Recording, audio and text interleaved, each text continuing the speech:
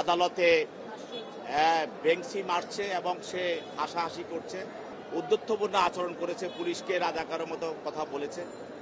আজকে ফ্যাসিস্ট হাসিনার অন্যতম সহযোগী এবং জুলাই গণঅভ্যুত্থানে ছাত্র জনতার উপরে গুলিবর্ষণকারী যারা তাদের ষড়যন্ত্রকারী, তাদের মধ্যে সাবেক অবৈধ এমপি মন্ত্রী আমির হোসেন আমু এবং শাহজাহান খান, এছাড়াও সাবেক অবৈধ মন্ত্রী জুনায়েদ আহমেদ পলক, সাবেক অবৈধ আইনমন্ত্রী আনিসুল হক এবং সাবেক অবৈধ মন্ত্রী কামাল আহমেদ মজুমদার এবং আওয়ামী লীগের আরেকজন নেতা দিলীপ কুমার আগারওয়ালা এবং বিতর্কিত আইনজীবী তুরিন আফরোজ, তাদেরকে আজকে ঢাকার বিভিন্ন থানায় বৈষম্য বিরোধী ছাত্র আন্দোলনে যারা নিহত হয়েছে তাদের যে মামলাগুলো দায়ের করা হয়েছে, বিভিন্ন মামলায় এই আসামিদেরকে, যারা এজাহার নামী আসামি, তাদেরকে গ্রেপ্তার দেখানোর জন্য তদন্তকারী কর্মকর্তা বিজ্ঞ আদালতে দরখাস্ত দাখিল করেন এবং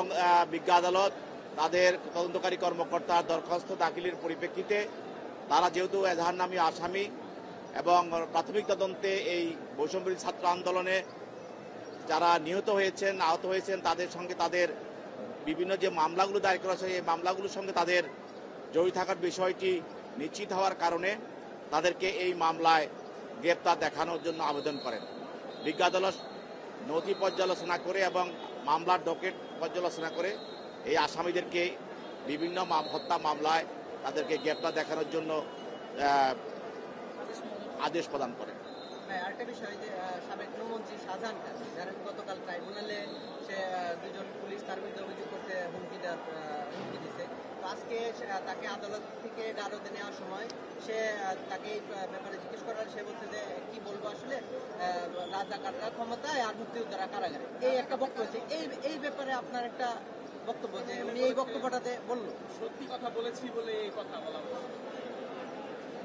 আসলে শাহজাহান খানকেও আজকে দেখেছি যে সে আদালতে বেংসি মারছে এবং সে হাসাহাসি করছে। এছাড়াও গতকালও আমরা বিভিন্ন খবর দেখেছি সে উদ্ধত্যপূর্ণ আচরণ করেছে, পুলিশকে রাজাকারের মতো কথা বলেছে। বিষয়টা হলো এরা হল নির্লজ্জ।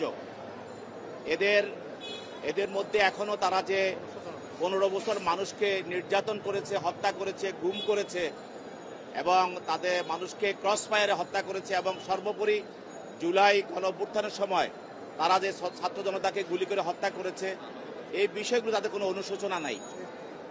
এই অনুশোচনা না থাকার কারণেই আপনি মনে রাখবেন, যদি কোনো একটি মানুষ বেশি অ্যাডিক্টেড হয়ে যায় তখন সে অ্যাডিক্টেড হওয়ার পরে সে যেটা খেয়ে অ্যাডিক্টেড হয় ওইটার প্রতি তার কোনো ফিলিংস থাকে না। তদ্রুপ এরাও এরকম খুন করতে করতে, মানুষ নিধন করতে করতে এরা হত্যাকারী হিসাবে তারা একজন অ্যাডিক্টেড হয়ে গেছে, হত্যাকারী হিসাবে। অতএব এইসব বিষয় তাদের কোনো অনুশোচনা নাই এবং ফিলিংস নাই এবং লজ্জা নাই। জাতির সামনে তারা কিভাবে এই ধরনের কথা বলতে পারে, যদি ন্যূনতম তার লজ্জা থাকতো। তবে আমাদের বক্তব্য হলো তারা হাসুক আর কাঁদুক আর বেংসি দেখ আর মানুষকে গালাগালি করুক আর পুলিশকে বিভিন্ন ধরনের কথা বলুক, এতে করে তারা যে খারাপ, তারা যে ফ্যাসিস্ট, তারা যে হত্যাকারী, এই বিষয় তারা বারবার প্রমাণ করছে এবং আমি মনে করি যে এইগুলি দিয়ে তাদের তারা বিচার থেকে রেহাই পাবে না। তাদের বিরুদ্ধে বিচার হবে।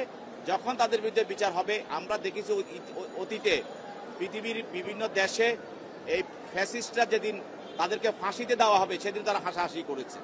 তো এইসব ফ্যাসিস্টের ভিতরে এই ধরনের ফিলিংস থাকে না, কারণ তারা নিজেরাই তো জানে তারা ফ্যাসিস্ট, তারা কি অন্যায় করেছে। তা আমরা মনে করি যে এই তাদের বিরুদ্ধে যে আমাদের বিচার, সেই বিচারের মাধ্যমে আমরা তাদের এই হাসি, তাদের যে এই তির্যক বক্তব্য এবং আদালতে বেংসি দেওয়া, পুলিশদেরকে যে রাজাকার বা অন্যান্য শব্দ ব্যবহার করা, এগুলি জবাব তারা পাবে।